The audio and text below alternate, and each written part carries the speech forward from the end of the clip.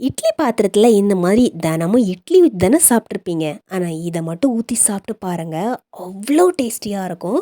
இந்த டேஸ்ட்டுக்கு நீங்களே அசந்து போயிடுவீங்கன்னா பார்த்துக்கோங்களேன். அவ்வளோ ருசிங்க. செய்கிறது ரொம்ப ரொம்ப சிம்பிள் தான். சின்ன குட்டீஸ்லேருந்து பெரியவங்க வரைக்கும் அடுத்து நீங்கள் இது எப்போ செய்வீங்க, இன்னும் வேணும் அப்படின்னு கேட்டு வாங்கி சாப்பிடுவாங்கன்னா பார்த்துக்கோங்களேன். டக்குன்னு செய்யணும், நினச்ச உடனே செய்யணும் அப்படின்னு நினச்சிங்கன்னா, ஒரு கப் அளவு ஜவ்வரிசி எடுத்து இதே போல் கடாயில் போட்டு 2 நிமிஷத்துக்கு வறுத்துடுங்க. ஹை ஃப்ளேமில் வச்சு வருங்க. ஹை ஃப்ளேமில் வச்சு வறுத்துடும் போது இந்த ஜவ்வரிசி சீக்கிரமாக சூடாகும். அதுக்கப்புறமா ஒரு 2 நிமிஷத்துக்கு மீடியம் ஃப்ளேமில் வச்சு வறுத்துடுங்க. அல்லது உங்ககிட்ட டைம் இருக்குது அப்படின்னா நீங்கள் ஜவ்வரிசியை 1 மணி நேரம் தண்ணியில் போட்டு ஊற வைக்கணும். அப்படி ஊற வச்சு எடுத்து செஞ்சாலும் 2 டேஸ்ட்டும் நமக்கு ஒரே மாதிரி தான் இருக்குங்க. இன்றைக்கி நான் உடனடியாக செய்யணும் அப்படின்னு நினச்சேன், அதனால் ஜவ்வரிசியை வறுத்து செய்கிறேன். இதுக்கு பதிலாக ஊற வச்சும் செய்யலாம். இப்போ நம்ம அடுத்ததாக எடுத்துக்கக்கூடியது சீனி கிழங்கு தாங்க. இந்த சீனி கிழங்கு கொஞ்சம் பெரிய சைஸாக பார்த்து எடுத்துக்கிறேன். இப்போ மேலே இருக்கக்கூடிய அந்த தோலை மட்டும் நம்ம இதே போல் சீவி எடுத்துக்கலாம். இப்போ சீனி கிழங்கு நம்ம ஒரு முறை தண்ணியில் போட்டு கழுவி எடுத்துக்கலாம். சீனி கிழங்கை சின்னதாக கட் பண்ணி எடுத்துக்கோங்க. இப்போ இந்த மாதிரி சீனி கிழங்கை நான் 3ஆக கட் பண்ணி போட்டுட்டு அதுக்கப்புறமா சின்ன சின்ன பீஸாக கட் பண்ணி போட்டுக்கலாம். சின்ன பீஸாக கட் பண்ணி போடும்போது நமக்கு செய்யும்போது ரொம்ப ஈஸியாக இருக்கும். எப்போவுமே சீனி கிழங்கு வாங்கி ஒரே மாதிரி சும்மா வேக வச்சு கொடுக்காம இந்த மாதிரி நீங்கள் செஞ்சு கொடுத்தீங்கன்னா கண்டிப்பாக வீட்டில் இருக்கக்கூடிய எல்லாருக்கும் ரொம்ப பிடிக்கவும் செய்யும். இப்போ சீனி கிழங்கு நான் இதே போல் சின்னதாக கட் பண்ணி போட்டுவிட்டேன். இது பார்த்திங்கன்னா மொத்தமாக 1 கப் அளவுக்கு இருக்குங்க. இப்போ நம்ம ஒரு மிக்ஸி ஜார் எடுத்துக்கலாம். ஏற்கனவே நம்ம வறுத்து வச்சுருக்கக்கூடிய ஜவ்வரிசி இதை நம்ம அப்படியே சேர்த்துக்கலாம். ஒருவேளை நீங்கள் ஜவ்வரிசியை தண்ணியில் போட்டு ஊற வச்சு எடுத்துருக்கிறீங்கன்னா இதே மாதிரி தான் தண்ணியிலேருந்து ஜவ்வரிசி ஃபுல்லாக வடிகட்டி அதுக்கப்புறமா இதே போல் மிக்ஸி ஜாரில் போட்டு நீங்கள் அரைச்சி எடுத்துக்கலாம். நான் இன்றைக்கி இதே போல் ஜவ்வரிசியை பவுடர் பண்ணி தான் எடுத்துருக்கிறேன். இப்போ நம்ம ஒரு பாத்திரம் எடுத்துக்கலாம். நம்ம ஏற்கனவே அரைச்சி வச்சுருக்கக்கூடிய இந்த ஜவ்வரிசி பவுடர் நம்ம அப்படியே இதில் சேர்த்துக்கலாம். அதே மிக்ஸி ஜாரையே நம்ம திரும்ப யூஸ் பண்ணிக்கலாங்க. இப்போ நம்ம அந்த மிக்ஸி ஜாரில் நம்ம ஏற்கனவே கட் பண்ணி வச்சுருக்கக்கூடிய கிழங்கு அது எல்லாத்தையும் நம்ம அப்படியே இதில் சேர்த்துக்கலாம். ஒரு முறை பல்ஸில் போட்டு சுற்றி எடுத்துக்கோங்க. அப்போ தான் கிழங்கு நல்லா நொறுங்கி வந்துடும். அதுக்கப்புறமா அரைக்கும் போது ஒரு அரை கப் அளவு தண்ணி சேர்த்து அரைச்சி எடுத்துக்கோங்க. இந்த கிழங்கு அவ்வளோ சாஃப்டாக இருக்கும். பார்க்குறதுக்கே நல்ல ஒரு வெண்ணெய் பதத்துக்கு நமக்கு அரைஞ்சு கிடைக்கும். கலரும் அவ்வளோ சூப்பராக இருக்கும். லைட்டாக ஒரு எல்லோ கலரில் இருக்கும் பார்க்குறதுக்கு. இந்த மாதிரி ஸ்பூனில் எடுத்து செக் பண்ணிங்கன்னாவே தெரியும். சின்ன சின்ன கட்டிகள் இருந்துச்சு அப்படின்னா, ஒருவேளை சின்ன கட்டிகள் இருக்குது அப்படின்னா மறுபடியும் நீங்கள் அரைச்சி எடுத்துக்கோங்க. இப்போ நம்ம ஏற்கனவே அரைச்சி பவுடர் பண்ணி வச்சுருக்கக்கூடிய இந்த ஜவ்வரிசி பவுடர் இருக்கு இல்லைங்களா, அது கூடவே நம்ம அரைச்சி வச்சுருக்கக்கூடிய இந்த கிழங்கையும் சேர்த்துக்கலாம்.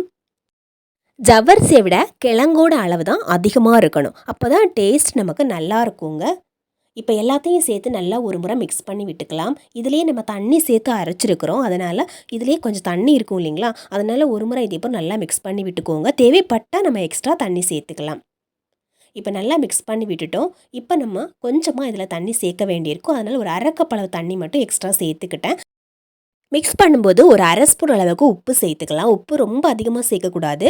ஒரு அரை ஸ்பூன் அளவுக்கு மட்டும் இதில் நம்ம சேர்த்து விட்டால் போதும். இதை நீங்கள் மிக்ஸ் பண்ணிவிட்டு உடனடியாகவே செய்ய ஆரம்பிச்சிடணும். மிக்ஸ் பண்ணிவிட்டு நீங்கள் ரொம்ப நேரம் வச்சுட்டிங்கன்னா அது ரொம்ப கெட்டி ஆகிட்டே இருக்கும். ஒருவேளை நீங்கள் கொஞ்சம் டைம் எடுத்து அதுக்கப்புறம் செய்கிறீங்க அப்படின்னா அந்த டைமில் உங்களுக்கு கெட்டியாக இருக்கும் இல்லைங்களா, அப்படி கெட்டியாக இருந்துச்சு அப்படின்னா நீங்கள் மறுபடியும் தண்ணி ஊற்றியெல்லாம் மிக்ஸ் பண்ணிடக்கூடாது. அப்படியே தான் நம்ம எடுத்து செய்ய வேண்டியிருக்கும். ஏன்னா இதில் தண்ணி அதிகமாக தேவைப்படாது. இந்த கிழங்குலேயே நிறைய தண்ணி தன்மை உள்ள ஒரு கிழங்கு இது.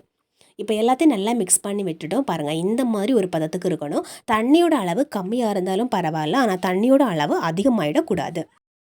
ஒரே மாதிரி சீனி கிழங்க வேக வச்சு சாப்பிட்றதுக்கு இது ரொம்ப சூப்பரான ஒரு ஐடியா. அதுவும் ரொம்ப ரொம்ப ஹெல்த்தியாக இருக்கும். குழந்தைகளுக்கெல்லாம் ரொம்ப பிடிக்கவும் செய்யுங்க. இப்போ நம்ம மிக்ஸ் பண்ணி வச்சுட்டோம், அவ்வளோதான். இப்போ நம்ம ஒரு மிக்ஸி ஜார் எடுத்துக்கலாம். ஒரு அரை கப் அளவு தேங்காய் இதே போல் கட் பண்ணி எடுத்து வச்சுருந்தேன். இதுக்கு பதிலாக நீங்கள் துருவின தேங்காயும் செஞ்சுக்கலாம். துருவின தேங்காயில் செய்கிறீங்கன்னா இதே போல் மிக்ஸி ஜாரில் எல்லாம் போட்டு அரைக்கணும்னு தேவை கிடையாது. நான் கட் பண்ணி வச்சுருக்கக்கூடிய தேங்காவாக இருக்கிறதுனால தான் மிக்ஸி ஜாரில் போட்டுக்கிட்டேன். நல்ல வாசனைக்காக ஒரு ஏலக்காவோ அல்லது 2 ஏலக்காவோ கூட சேர்த்துக்கலாம். இப்போ இதே போல் அரைச்சி எடுத்துக்கலாம். தண்ணி எதுவுமே சேர்த்துடக்கூடாது. இப்போ பாருங்கள், நம்ம தேங்காவை துருவின மாதிரியே நல்லா உதிரி உதிரியாக வந்திருக்கும். இப்போ நம்ம அரைச்சி வச்சுருக்கக்கூடிய இந்த தேங்காய் எல்லாத்தையும் ஒரு பவுலில் நம்ம மாற்றிக்கலாங்க. ஒரு 3 கைப்பிடி அளவுக்கு இருக்கும். இது கரெக்டாக இருக்கும் இந்த தேங்காவோட அளவு. இதில் நம்ம டேஸ்ட்டுக்காக இனிப்பு சேர்த்துக்கணும். சீனி சேர்த்துக்கலாம், நாட்டு சக்கரை சேர்த்துக்கலாம், அல்லது வெல்லம் கூட சேர்த்துக்கலாம். நான் இன்றைக்கி நாட்டு சக்கரை தான் சேர்த்துக்கிறேன். நாட்டு சக்கரை ஒரு 2 ஸ்பூன் அளவுக்கு மட்டும் சேர்த்தா போதும். ஏன்னா நம்ம சேர்த்துருக்கக்கூடிய அந்த சீனி கிழங்கு இருக்கு இல்லைங்களா, அதுவே நமக்கு கொஞ்சம் இனிப்பாக இருக்கும். ஒருவேளை நீங்கள் இந்த இனிப்பெல்லாம் சாப்பிட மாட்டீங்க, சர்க்கரை நோய் இருக்குது அப்படின்னா நீங்கள் இதில் இனிப்பே சேர்க்குறதுக்கு அவசியமே கிடையாது. கொஞ்சம் டேஸ்ட் அதிகமாக சாப்பிட்றவங்க சின்ன குழந்தைங்களாம் இருப்பாங்க இல்லைங்களா, அவங்களுக்காக தான் நம்ம இந்த இனிப்பை எக்ஸ்ட்ரா சேர்த்துக்கிறோம். அவ்வளோதான். நான் கூட இன்றைக்கி இனிப்பை கொஞ்சம் கம்மியாக தான் சேர்த்துக்கிட்டேன். இப்போ இந்த மாதிரி நல்லா மிக்ஸ் பண்ணி விட்டுக்கலாங்க. இப்போ நம்ம ஒரு இட்லி பாத்திரம் எடுத்துக்கலாம். இட்லி பாத்திரத்துக்கு மேலே இந்த மாதிரி தட்டு வச்சுக்கோங்க.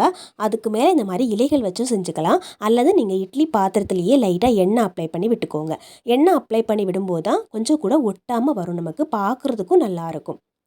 இதே போல் வாழை இலை கிடச்சிது அப்படின்னா இதே போல் நீங்கள் ரவுண்டாக கட் பண்ணி கூட எடுத்து வச்சு செஞ்சுக்கலாம்.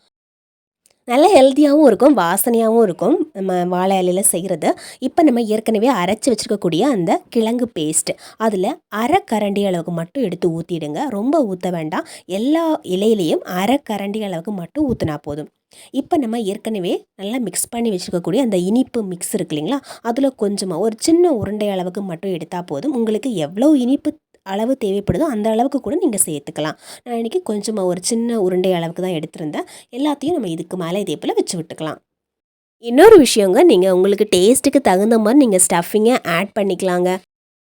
நம்ம இன்றைக்கி வெறுமனே அந்த தேங்காய் மட்டும்தான் சேர்த்துருந்தோம். அது கூட நீங்கள் அவல் சேர்த்துக்கலாம், நட்ஸை அரைச்சி சேர்த்துக்கலாம், பாதாம் பருப்பு, முந்திரி பருப்பு இப்படி கூட நீங்கள் சேர்த்து செஞ்சிங்கன்னா டேஸ்ட்டும் நல்லாயிருக்கும். நல்ல ஒரு ஹெல்த்தியான ஃபீலிங்ஸையும் கொடுக்கும் உங்களுக்கு. இப்போ நம்ம அந்த ஸ்டஃபிங் எல்லாம் இடையில வச்சுட்டோம். அதுக்கு மேலே மறுபடியும் ஒரு அரை கரண்டி மாவு இதே போல் ஊற்றி விட்டுக்கலாம். இப்போ நம்ம இட்லி பாத்திரத்தை மூடி போட்டு விட்டுடலாம்.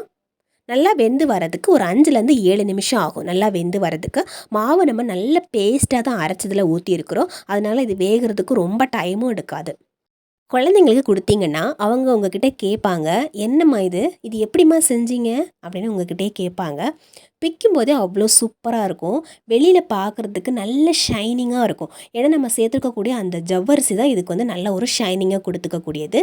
இப்போ மேலே இருக்கக்கூடிய அந்த வாழை இலை இருக்கு இல்லைங்களா, அது எல்லாத்தையும் நம்ம இதே போல் பிச்சு எடுத்துக்கலாம். இது பிக்கும்போது பாருங்கள் எவ்வளோ சூப்பராக இருக்குன்னு. கொஞ்சம் கூட ஒட்டாமல் வரும் நமக்கு. இதுவே நீங்கள் இட்லி பாத்திரத்தில் செஞ்சாலும் இதே மாதிரி தான் இருக்கும். ஆனால் நீங்கள் எண்ணெய் அப்ளை பண்ணி விட்டுருக்கணும். எண்ணெய் அப்ளை பண்ணாமல் விட்டிங்கன்னா ஒரு வேளை ஒட்டாமல் வரதுக்கு நிறைய சான்சஸ் இருக்குது. வெளியே பார்க்குறதுக்கு எவ்வளோ ஷைனிங்காக இருக்குது பாருங்கள். இந்த இலையை பிக்கும்போது கூட அவ்வளோ ஸ்மூத்தாக வரும் நமக்கு. பார்க்குறதுக்கு வெளியே பார்க்குறதுக்கு அப்படியே ஷைனிங்கான ஒரு இட்லி மாதிரியும் இருக்கும். ஆனால் ஒரு சூப்பரான ஒரு ஸ்நாக்ஸ் மாதிரியும் இருக்கும். பிச்சு பார்க்கலாம். உள்ளே நம்ம வச்சுருக்கக்கூடிய ஸ்டஃபிங் கொஞ்சம் கூட வெளியே வராமல் அவ்வளோ பதுங்கி ஒளிஞ்சு இருக்கிற மாதிரி உள்ளே இருக்கும். ஆனால் சாப்பிடும்போது செம்ம டேஸ்ட்டு கொடுக்கும் நமக்கு. இன்றைக்கி நான் இனிப்பு ரொம்ப ரொம்ப கம்மியாக தான் சேர்த்துருக்குறேன். உங்களுக்கு இனிப்பு தேவைப்படுது அப்படின்னா இன்னும் கொஞ்சம் நீங்கள் அதிகமாகவே கூட வச்சு செஞ்சு சாப்பிட்டுக்கலாம். இன்னும் அதிகமான ஒரு டேஸ்ட்டை உங்களுக்கு கொடுக்கும். நம்ம இதில் ஜவ்வரிசி நிறைய சேர்க்குறத விட கிழங்கு தான் அதிகமாக சேர்க்கணும். அப்போ தான் நமக்கு டேஸ்ட்டு இன்னும் அதிகமாகும். இப்படி பிடிச்ச லைக் பண்ணி ஷேர் பண்ணுங்கள். கண்டிப்பாக ட்ரை பண்ணி பாருங்கள்.